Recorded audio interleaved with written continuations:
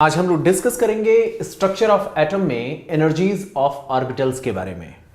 हम जानने की कोशिश करेंगे कि शेल के भीतर जो सबशेल्स होते हैं, सबशेल के भीतर जो ऑर्बिटल्स होते हैं, उन ऑर्बिटल्स की एनर्जी कैसी होती होगी। हमने आपको बताया ना कि अभी तक जितनी भी बातें आपने सोचा था, चाहे बोर ने शेल का आइडिया दिया, चाहे उसके बाद पता चला कि सबशेल होता है, शेल के भीतर सबशेल होता है, सबशेल के भीतर ऑर्बिटल्स होते हैं, ये जितनी भी चीजें आपने समझा उसमें सबसे काम की जो चीज है वो है ऑर्बिटल्स। और हमें पूरी की पूरी बात ऑर्बिटल्स को ही लेकर के कहनी होगी। इसीलिए हम कहते हैं कि प्रिंसिपल क्वांटम नंबर शेल का आइडिया देता है और ऑर्बिटल्स के साइज के बारे में आइडिया देता है। ऐसे ही हम कहते हैं एजिमुथल क्वांटम नंबर सबशेल का आइडिया देता है और ऑर्बिटल्स के शेप का आइडिया देता है। मैग्नेटिक क्वांटम नंबर्स ऑर्बिटल्स के ओरिएंटेशन के बारे में जानकारी देता है और ऑर्बिटल्स के नंबर के बारे में भी जानकारी देता है। तो इस तरीके से हमने बात किया था। जब हम देखते हैं ऑर्बिटल्स की एनर्जी के बारे में तो इसमें दो तरीके की बातें आती हैं। एक जो सिर्फ हाइड्रोजन एटम को लेकर के समझाई जा सकती हैं, हाइड्रोजन या हाइड्रोजन जैसे सिंगल इलेक्ट्रॉनिक जो एटम्स हैं, आयंस हैं, उनके लिए हम कह सकते हैं। दूसरा जो बात है वो मल्टी इलेक्ट्रॉनिक एटम्स के लिए हम कह सकते हैं। तो यहां पर दो चीजें हैं। एक जो ऑर्बिटल्स की एनर्जी हाइड्रोजन के रिस्पेक्ट में हम समझेंगे और दूसरा जो हम मल्टी इलेक्ट्रॉनिक एटम्स के लिए देखेंगे। तो हाइड्रोजन जिसके पास सिंगल इलेक्ट्रॉन है, उसके ऑर्बिटल्स की एनर्जी के लिए जब ग्राफ बनाया गया तो यह देखा गया जैसे जैसे शेल बढ़ता जाता है, शेल की संख्या बढ़ती जाती है, वैसे वैसे एनर्जी बढ़ती जाती है। और इसमें खास बात यह देखी गई है कि फर्स्ट शेल के ऑर्बिटल्स की एनर्जी से ज्यादा सेकेंड शेल के ऑर्बिटल्स की एनर्जी होती है, सेकेंड शेल से ज्यादा थर्ड शेल के ऑर्बिटल्स की एनर्जी होती है। और इसमें देखा गया है कि इनमें जितने आप जानते हैं ना, सेकेंड शेल में दो सबशेल होते हैं, दो सबशेल होते हैं और इन दोनों सबशेल के ऑर्बिटल्स की एनर्जी एक बराबर होती है। इसमें इनके सबशेल चाहे 2s सबशेल हो चाहे 2p सबशेल हो, इनकी एनर्जी क्या होगी, बराबर होती है। और आप ये भी जानते हैं कि इनके भीतर जो ऑर्बिटल्स हैं, इस सबशेल में कितने ऑर्बिटल्स हैं, इस p में 3 ऑर्बिटल्स हैं। तो आप ये कह सकते हैं कि इसके भीतर के ऑर्बिटल्स की भी बात हम कह सकते हैं। चाहे अब मैं कंपैरिजन करूं तो हम ये भी तो कह सकते हैं इस सबशेल हम सीधे कह दें या बोल दें ऑर्बिटल्स, हम ऐसे कह सकते हैं इस सबशेल में कितने ऑर्बिटल हैं, एक 2p सबशेल बोले या फिर इसके भीतर 3 ऑर्बिटल्स बोले। बात तो एक ही हुई ना भाई, ये 2p सबशेल है, 2p सबशेल है और उसके भीतर 3 ऑर्बिटल्स हैं। तो इस तरीके से हम ये देख रहे हैं s सबशेल और p सबशेल की एनर्जी एक बराबर होती है हाइड्रोजन एटम्स के लिए। और ये चीज हम आगे देखते हैं 3s 3p 3d third shell में इन सारे सबशेल की एनर्जी एक बराबर होती है। अब इन सभी सबशेल की एनर्जी बराबर होती है, इसमें पाए जाने वाले ऑर्बिटल्स की एनर्जी एक बराबर होती है, इसलिए कहा जाता है एक जैसी एनर्जी शो करने वाले ऑर्बिटल्स डिजेनरेट ऑर्बिटल्स कहलाते हैं। ये एग्जैक्टली एनसीईआरटी में ऐसे ही बताया गया है, जिन ऑर्बिटल्स की एनर्जी एक जैसी होती है उन्हें हम डिजेनरेट ऑर्बिटल्स कहते हैं। तो यहां पर देखें आप 2s और 2p के जितने भी ऑर्बिटल्स हैं उनकी एनर्जी एक जैसी होगी, 3s 3p 3d सबकी एनर्जी एक जैसी होगी। आप जानते हैं हाइड्रोजन के पास, मैंने आपको पहले भी बता रखा था, हाइड्रोजन के लिए हम पहले भी डिस्कस कर चुके हैं कि हाइड्रोजन के पास कई सारे शेल अवेलेबल हैं। मैंने आपको बताया था कि हाइड्रोजन भले ही एक इलेक्ट्रॉन रखता है लेकिन उसके न्यूक्लियस के चारों ओर कई सारे सबशेल पॉसिबल होते हैं।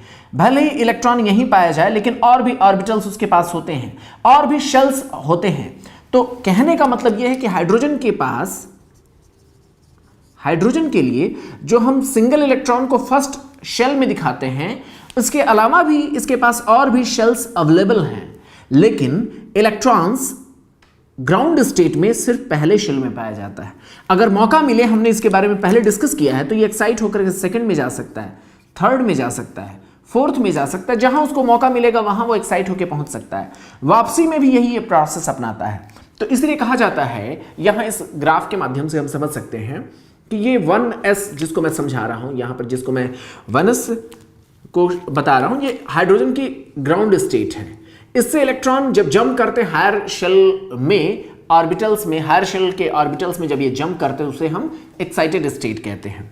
तो अभी तक हमने ये कंक्लूजन पाया कि हाइड्रोजन एटम के लिए शेल हाइड्रोजन एटम के लिए ऑर्बिटल्स की एनर्जी, ऑर्बिटल्स की जो एनर्जी है, एनर्जी ऑफ ऑर्बिटल्स या ऑर्बिटल्स एनर्जी मैं कह रहा हूं सीधे तौर पे, वो प्रिंसिपल क्वांटम नंबर पर डिपेंड करती है। वो directly proportional to principal quantum number होती है। जैसे मैं कह रहा हूं कि 1s से फर्स्ट शेल के जितने ऑर्बिटल्स होंगे उससे ज्यादा सेकेंड शेल के ऑर्बिटल्स की एनर्जी होगी। क्यों? क्योंकि इसका n इज इक्वल टू 2 है। इससे ज्यादा 3 की होगी। अब यहां पर हमें देखना होगा कि इसके भीतर के जो सबशेल हैं, या यूं कहें जो सबशेल हैं, उससे कोई मतलब नहीं, इन सब की एनर्जी एक बराबर होती है। जबकि जब हम अब आप यहां पर थोड़ा सा आप दिखाएं अच्छे से, यहां पर फोकस करें, तो हम देख सकते हैं कि यहां पर मल्टी इलेक्ट्रॉनिक एटम्स के लिए, मल्टी इलेक्ट्रॉनिक्स, हाइड्रोजन जैसा मामला नहीं है, एक इलेक्ट्रॉन नहीं है, कई सारे इलेक्ट्रॉन्स हैं। तो उनके लिए जब ये एनर्जी का ग्राफ बनाने की कोशिश की गई, जब उनके ऑर्बिटल्स को या सबशेल को जब एनर्जी के असेंडिंग ऑर्डर में रखने की कोशिश की गई, तो पाया गया कि इसमें 1s की एनर्जी कम होती है, 2s की एनर्जी ज्यादा होती है। यह बात पता चला, ठीक है। 2s से ज्यादा 2p की होती है। हाइड्रोजन में क्या था, 2s 2p बराबर थे। यहां पर क्या हुआ, 2s से ज्यादा 2p की हो गई। थर्ड शेल में देखते हैं तो थर्ड शेल में 3s की कम होती है, 3p की उससे ज्यादा होती है। 3p के बाद यहां जो 3d है उससे पहले 4s आ जाता है, यहां पर 3d बाद में आता है। तो इस तरीके से काफी उल्टा सीधा यहां पर एनर्जी का असेंडिंग ऑर्डर देखने को मिलता है। ऐसा होता क्यों है? मल्टी इलेक्ट्रॉनिक एटम्स में ऑर्बिटल्स या सबशेल, मैं सीधे कह रहा हूं, अभी सबशेल कह रहा हूं, सबशेल कह रहा हूं तो आप समझ ही लें कि इसके भीतर ऑर्बिटल्स भी होंगे। तो मैं अगर सीधे तौर पे कहूं सबशेल या ऑर्बिटल्स तो आप बात समझ लें। तो यहां पर मेरे कहने का मतलब यह है कि मल्टी इलेक्ट्रॉनिक एटम्स के इन ऑर्बिटल्स की एनर्जी इस तरीके से क्यों है, इतना वेरिएशन क्यों है, यहां पर ऐसी बात कैसे पॉसिबल है, इसको कैसे समझा जा सकता है, इस चीज को कैसे हम समझ पाएंगे? क्योंकि यहां पर तो बहुत रैंडमाइजेशन है। आप देख रहे हैं 3D से पहले 4s आ जा रहा है, तो इस तरीके से कैसे चलेगा, कैसे हम इन सारी चीजों को याद कर सकते हैं?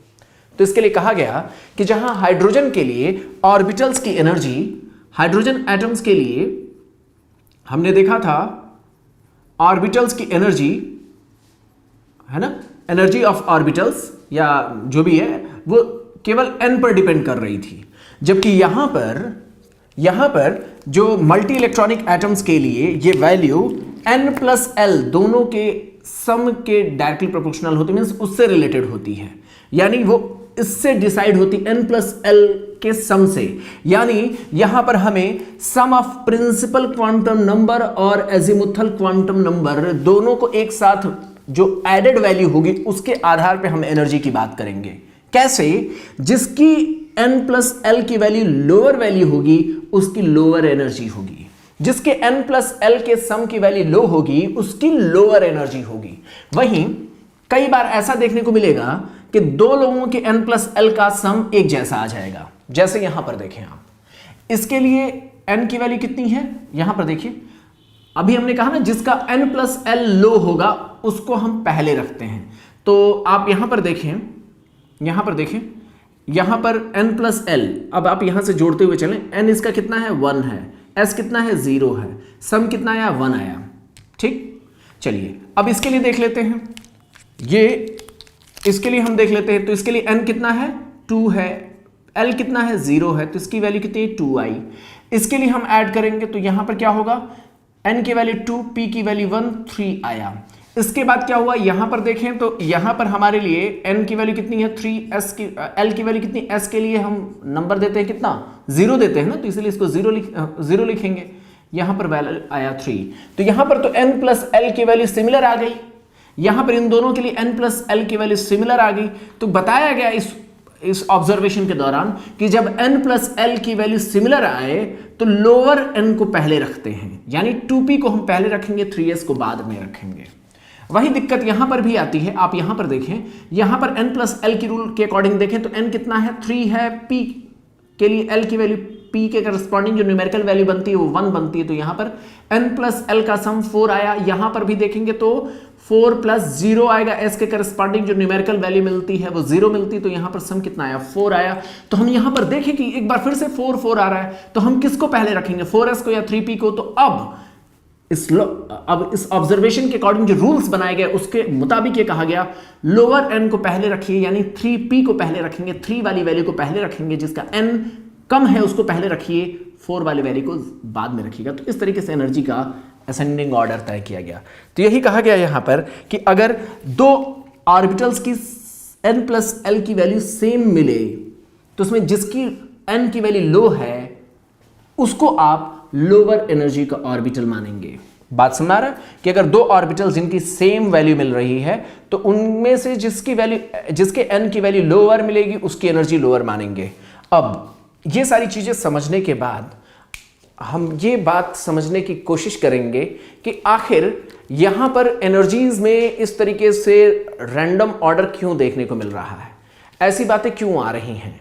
तो ये बात पता चलता है कि मल्टी इलेक्ट्रॉनिक एटम्स में कई सारे इलेक्ट्रॉन्स पाए जाते हैं। इस वजह से जहां पर जब इन सारी कंडीशंस को हम लोग देखने की कोशिश करते हैं तो उससे पहले चलिए हम इस चीज को थोड़ा बाद में डिस्कस कर लेते हैं कि यहां मल्टी इलेक्ट्रॉनिक एटम्स में होता क्या है। ओवरऑल एक अफबाउ प्रिंसिपल को थोड़ा सा हम डिस्कस कर लें तो ज्यादा आसानी हो जाएगी। अफबाउ ने कहा था, आप यहां हमारी ओर समझें तो आप देखेंगे कि अफबाउ ने अपना एक प्रिंसिपल दिया था। उन्होंने कहा था कि जब इलेक्ट्रॉन्स को फिल करना हो, जैसे मान लीजिए कोई आपसे कह रहे हो कि सोडियम में इलेक्ट्रॉन्स की फिलिंग कैसे की जानी चाहिए, सोडियम के पास 11 इलेक्ट्रॉन्स हैं तो वो कैसे किस तरीके से रखे जाएंगे, 11 इलेक्ट्रॉन्स को कैसे रखेंगे। तो अफबाउ ने कहा था कि पहले आप लोअर एनर्जी के ऑर्बिटल्स में इलेक्ट्रॉन को फिल करिए, उसके बाद जब वो ऑर्बिटल्स फिल हो जाएं तभी आप हायर ऑर्बिटल्स में हायर एनर्जी वाले ऑर्बिटल्स में इलेक्ट्रॉन्स को फिल करेंगे। तो पहले आप इलेक्ट्रॉन लोअर वैल्यू वाले, कम एनर्जी की वैल्यू वाले, जिसकी एनर्जी कम है उसमें इलेक्ट्रॉन को पहले फिल करिए। और ऑर्बिटल्स की एनर्जी को मैंने आपको समझा ही दिया, किस ऑर्बिटल की एनर्जी कम है, किसकी ज्यादा है, किसकी उससे ज्यादा है, किसकी उससे ज्यादा है, ये सारी चीजें हमने आपके सामने डिस्कस कर लिया है। इस चीज को आप पहले से जानते भी हैं, इस तरीके का आपने पढ़ा भी होगा। ये 1s ऐसे बनाते जाते हैं और ऐसे करने के बाद हम इसको इस तरीके से एक ऑर्डर में हम रखते हैं। तो इसमें देखते हैं ना 1s, फिर उसके बाद फिर यहाँ से स्टार्ट करते हैं 2s, फिर 2p, 3s, फिर 3p, 4d, है ना। फिर यहाँ पर क्या होता है, ये इस तरीके से करते जाते हैं, यहाँ पर ऐसे ऐसे ऐसे, है ना। तो इसको अगर याद करना हो तो कैसे याद करेंगे, तो याद रखिएगा, इसको याद कर सकते हैं, बहुत आसानी से हम याद कर सकते हैं। हम यहाँ पर एक बार देखिए, आप यहाँ पर देखेंगे, आप इस तरीके से आप देखते चले, 1 2 लिखा, फिर 3 लिखा, फिर 4 लिख दिया, है ना, 4 लिख दिया, फिर 4 लिख दिया, फिर 3 लिख दिया, फिर 2 लिख दिया, ऐसे किया ना। 1 2 3 4 4 3 2 1 ऐसे करके आप लिख सकते हैं, है ना। जैसे वो गाना सुना है ना, 1 2 का 4 4 2 का 1, वैसे ही यहां पर है क्या, 1 2 3 4 4 3 2 1। अब इसके बाद आप देखेंगे यहां पर थोड़ी देर बाद आप ऐसे ऐसे जब आप लाइन ड्रॉ करेंगे तो थोड़ी देर बाद आएगा, देखिए 1s 2s 2p 3s 3p 4s, उसके बाद देखिए 4p के बाद देखिए DPS आ रहा है, दिल्ली पब्लिक स्कूल जैसा नाम, है ना, DPS आ रहा है। 2 बार DPS जब आप बोल लेंगे तो एक बार बोलिए फर्जी DPS, ऐसे कैसे भी आप याद कर लें। फिर उसके बाद क्या हुआ, फर्जी DPS, है ना, यहाँ पर फिर ये 8s आ जाएगा। मतलब एक हाइपोथेटिकल ये है, अभी इसके बारे में अनुमान नहीं लगा सकते, लेकिन मैं आपसे कह रहा हूँ कैसे आप लिख सकते हैं। तो आप इसको चाहे जैसे भी याद कर लें, यही ऑर्डर है इनके ऑर्बिटल्स की एनर्जी का, ये बात समझ में आती है। यहीं पर कुछ और भी बात समझने वाली है मल्टी इलेक्ट्रॉनिक एटम्स के लिए। मल्टी इलेक्ट्रॉनिक एटम्स के लिए इस तरीके से ऑर्बिटल्स की एनर्जी का रीडिस्ट्रीब्यूशन क्यों होता है, इस चीज के फेवर में जब साइंटिस्ट लोगों ने देखा तो पता चला कि मल्टी इलेक्ट्रॉनिक एटम्स में ऑर्बिटल्स को या इलेक्ट्रॉन्स को सिर्फ न्यूक्लियस ही अट्रैक्ट करे ऐसी बात नहीं होती है। यहां पर देखिए, मल्टी इलेक्ट्रॉनिक एटम्स में कई सारी चीजें चल रही होती हैं। मल्टी इलेक्ट्रॉनिक एटम्स में एक से ज्यादा इलेक्ट्रॉन पाए जाते हैं, आप जानते हैं, एक से ज्यादा इलेक्ट्रॉन्स इसके पास होते हैं और इनके इलेक्ट्रॉन्स को न्यूक्लियस अट्रैक्ट करता है। बिल्कुल सही बात है, इनके पास नेगेटिव चार्जेस हैं और इनको न्यूक्लियस अट्रैक्ट कर रहा है। इस तरीके से अट्रैक्शन होता है। इसके अलावा यहां पर क्या होता है, ये जो इन ऑर्बिटल्स इन शेल्स में पाए जाने वाले इलेक्ट्रॉन्स जो होते हैं, ये एक दूसरे को रिपल भी करते हैं, एक दूसरे को दूर भगाने की कोशिश करते हैं। यानी जहां न्यूक्लियस इन सबको अट्रैक्ट करने की कोशिश करता है, वहीं पर इनके बीच ये जो शेल्स में पाए जाने वाले इलेक्ट्रॉन्स हैं, सिमिलर चार्जेस की वजह से एक दूसरे को रिपेल करते हैं, एक दूसरे से दूर भागना चाहते हैं। या यूं कहें कि अगर आउटर मोस्ट शेल के लिए अगर मैं बात करूं या किसी के लिए भी बात करें तो सबके लिए ये बात लागू हो सकती है, लेकिन आउटर मोस्ट के रिस्पेक्ट में अगर बोलें तो हम कह सकते हैं ना कि यहां आउटर मोस्ट पर न्यूक्लियस जितना अट्रैक्शन लगा रहा है उतना अट्रैक्शन इसको मिलेगा नहीं। क्यों? क्योंकि ये भीतर के शेल्स में पाए जाने वाले इलेक्ट्रॉन्स इसको रिपेल भी करेंगे। ये भी इसको रिपेल कर रहा है, ये भी इसको रिपेल कर रहा है। इस वजह से न्यूक्लियस का जो खिंचाव है वो इसको महसूस नहीं होता है। इसलिए कहा जाता है कि इस जो आउटर मोस्ट इलेक्ट्रॉन है, हालांकि ये बात सभी के लिए लागू होगी, लेकिन मैं आउटर मोस्ट पर अभी फोकस कर रहा हूं, तो मैं कह रहा हूं आउटर मोस्ट को क्या अट्रैक्शन इसके न्यूक्लियर चार्ज के बराबर मिल पा रहा है? नहीं। इस आउटर मोस्ट शेल में पाए जाने वाले इलेक्ट्रॉन्स पर क्या न्यूक्लियस के खिंचाव जितना खिंचाव मिल पा रहा है? नहीं। इस पर कितना खिंचाव न्यूक्लियस डाल रहा है? वो डाल रहा है Ze के बराबर। Z मींस क्या है? Z है number of protons, number of protons, और E है मींस इसका चार्ज। आप जानते ना, इलेक्ट्रॉन हो चाहे प्रोटॉन हो, सबके चार्जेस बराबर ही होते हैं। तो ये पॉजिटिव वैल्यू बनेगी ना, इसमें नंबर ऑफ प्रोटॉन्स और हर प्रोटॉन के चार्ज के मल्टीप्लिकेशन के बराबर का चार्ज इसको अट्रैक्ट करता है, इसको अपनी ओर खींचता है। लेकिन ये जो रिपल्सन मिल रहा है इन इलेक्ट्रॉन्स का, उसकी वजह से यहां पर जो ये खिंचाव मिलना चाहिए उतना मिल नहीं पाता, क्योंकि ये Ze में से शील्डिंग जो इसका जो इफेक्ट है उसको हमें माइनस करना पड़ेगा, है ना। इधर ये खिंचाव इधर खींच रहा है और ये सब धक्का मार रहे हैं, तो इसलिए हमें इसमें शील्डिंग जो कांस्टेंट है या जो भी शील्डिंग जो वैल्यू मिलेगी उसको हमें यहां पर माइनस करना पड़ेगा। इस वजह से मैं एग्जैक्ट फार्मूला आपको नहीं बता रहा हूं क्योंकि एनसीईआरटी ने मेंशन नहीं किया है, इसलिए ज्यादा डिटेल में जाने की जरूरत नहीं है। बस आपको शील्डिंग इफेक्ट यहां पर समझना है और शील्डिंग इफेक्ट के कारण जो वैल्यू यहां मिलेगी उससे हम इसको सब्ट्रैक्ट करेंगे, तब जाकर के हमें पता चलेगा कि जो न्यूक्लियस का अट्रैक्शन है उसमें से कुछ वैल्यू यहां घटानी पड़ेगी, तब जाकर के हमें पता चलेगा कि अल्टीमेटली रिजल्टेंट कितना अट्रैक्शन मिल रहा है। वो वैल्यू कहलाती है Z effective into E। Z effective means क्या?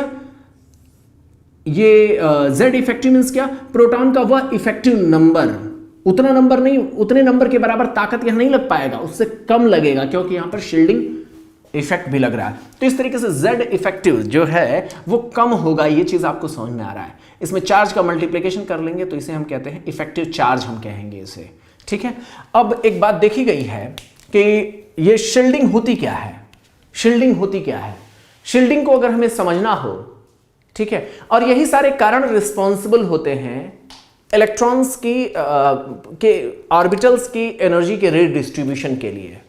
एनर्जीज में ये जो डिफरेंसेस आते हैं इसी वजह से आते हैं, क्योंकि न्यूक्लियस जितना उसको अपनी ओर खींचता है उतनी ही उसकी लो एनर्जी बनती जाती है। आप जानते हैं ना, एनर्जी जैसे मान लीजिए एक बात कही जाती है ना कि जब कोई व्यक्ति किसी से प्रेम करने लगता है, जैसे न्यूक्लियस से, अब आप यहां पर एक लव स्टोरी देखें, न्यूक्लियस से आप इस एनर्जी को आप समझेंगे तो आप क्लियर कर पाएंगे ये बात हो क्या रही है। न्यूक्लियस इनको अपने प्यार में पागल बना देता है, इन इलेक्ट्रॉन्स को अपनी ओर खींचे रखता है। ये इलेक्ट्रॉन्स बहुत दूर से चल करके आते हैं इस न्यूक्लियस के पॉजिटिव चार्ज के प्रभाव में। आप जानते हैं ना, इनफाइनाइट डिस्टेंस से ये चल करके अपनी एनर्जी को खर्च करते हुए इन न्यूक्लियस के करीब ये इलेक्ट्रॉन्स पहुंचते हैं। जो जितना ही करीब पहुंचता है वो उतनी ही ज्यादा एनर्जी अपनी खर्च करके पहुंचता है उतनी ही ज़्यादा उसकी नेगेटिव में एनर्जी होती है। बात समझ आ रही है ना?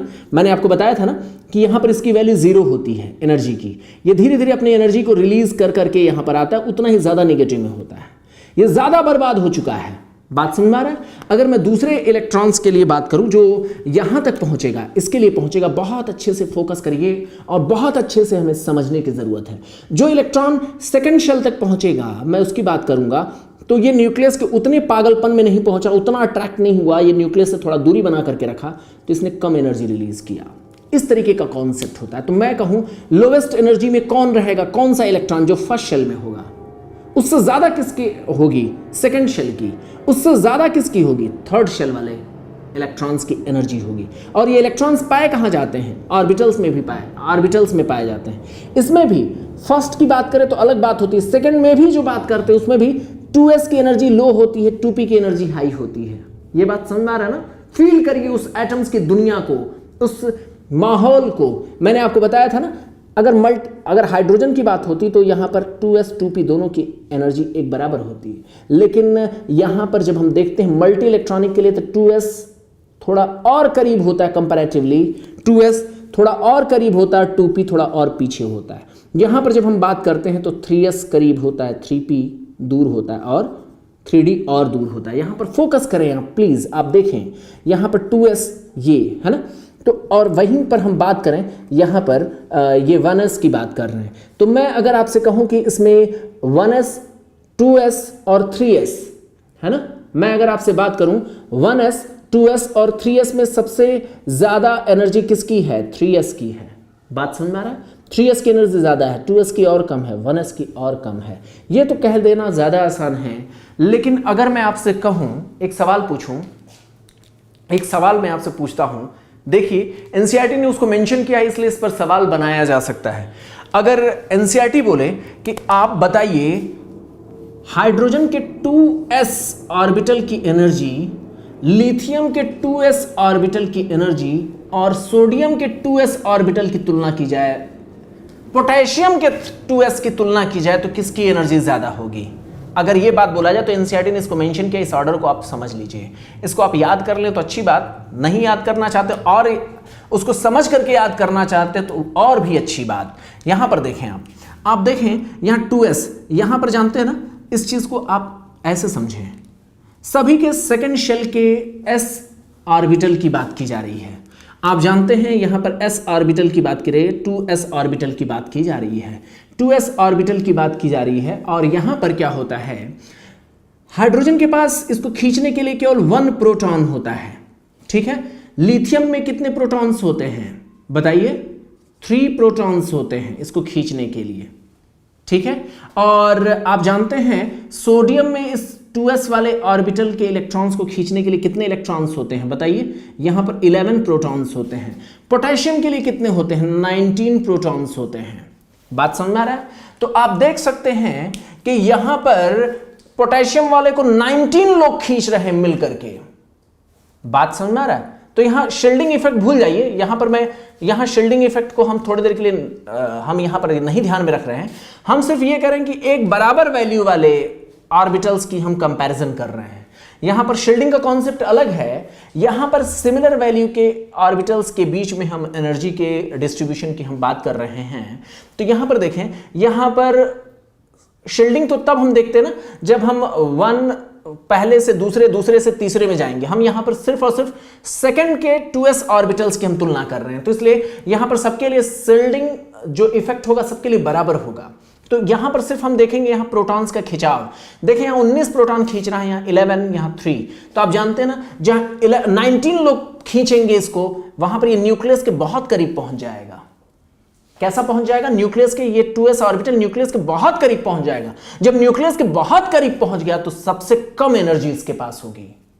वहीं आप देखें सोडियम के लिए, जब आप देखेंगे सोडियम के लिए देखेंगे तो यहां पर इसके s ऑर्बिटल को खींचने के लिए 11 प्रोटॉन्स हैं, इसके पास 11 प्रोटॉन्स हैं। इस वजह से यहां पर थोड़ा कम खिंचा होगा कंपैरेटिवली, तो ये न्यूक्लियस के थोड़ा कम करीब पहुंचा होगा, इसलिए इसका इसके 2s के पास थोड़ी ज़्यादा एनर्जी होगी। देखिए ना, यहाँ 19 लोग खींच रहे हैं, यहाँ 11 लोग खींच रहे हैं, इस तरीके से आप समझ लें। हाइड्रोजन के 2s की एनर्जी ज़्यादा होगी, क्यों? क्योंकि यहाँ पर सिर्फ एक प्रोटॉन खींच रहा है। बात समझ रहे हैं ना? यहाँ आप यूँ कह लें कि ये प्रोटॉन क्या कर रहा है, अपने प्यार से इसको खींच रहा है।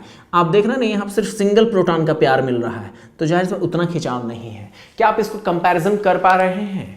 क्या मेरी बात समझ पा रहे हैं? आपको समझना बहुत जरूरी है, एनसीईआरटी ने इस चीज को मेंशन किया है और आपको पूरी तरीके से याद होना चाहिए कि जहां 2s जो, चूंकि देखिए जब एक ही शेल की बात करें उसमें कंपैरिजन करेंगे तो वहां पर शील्डिंग इफेक्ट सबके लिए कांस्टेंट हो जाते हैं। तो वहां पर आप देखेंगे कि पोटेशियम के लिए जहां 19 इलेक्ट्रॉन्स हैं वहां पर 2s ज्यादा खींचा जाएगा, सोडियम में कम है, कम खींचा जाएगा, हाइड्रोजन में सबसे कम खींचा जाएगा 2s ऑर्बिटल का इलेक्ट्रॉन, क्योंकि वहां पर सिंगल प्रोटॉन है। इस तरीके से ये बात हमें समझ में आती है कि ये जो खिंचाव है इस आधार पे तय होगा कि कौन न्यूक्लियस के ज्यादा करीब पहुंचेगा। जो न्यूक्लियस के ज्यादा करीब पहुंचेगा उसकी एनर्जी लो होगी।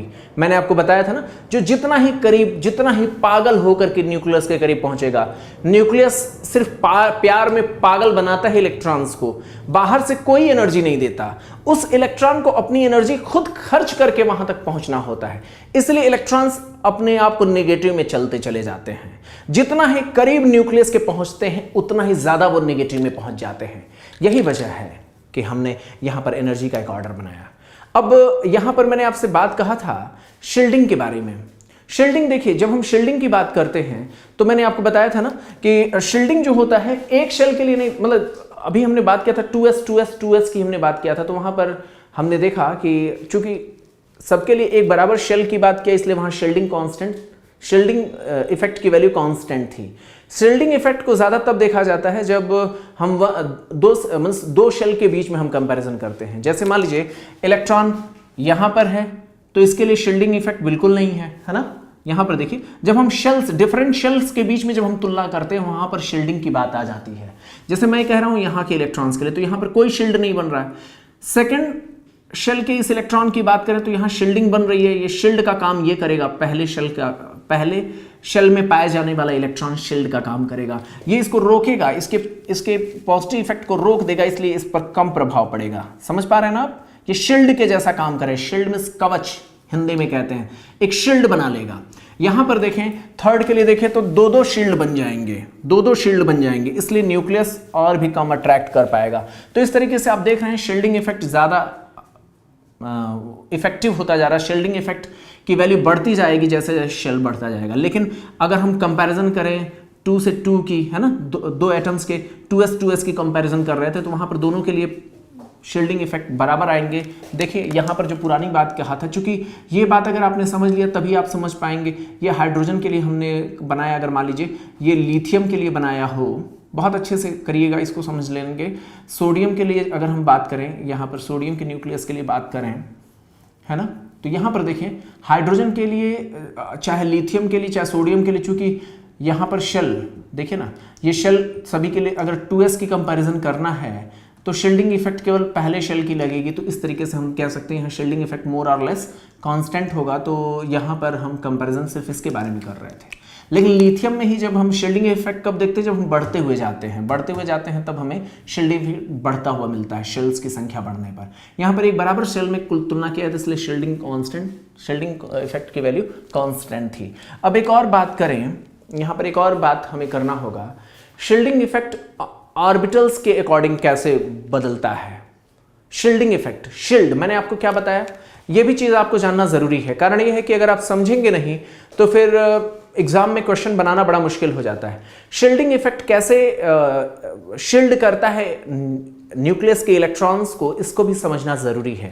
मैं आपसे एक बात कहता हूं कि ये शील्डिंग इफेक्ट करता क्या है। शील्डिंग इफेक्ट जो सेंटर में पाया जाने वाला न्यूक्लियस होता है उसके अट्रैक्शन को चारों ओर से छुपा देता है, शील्ड बना देता है।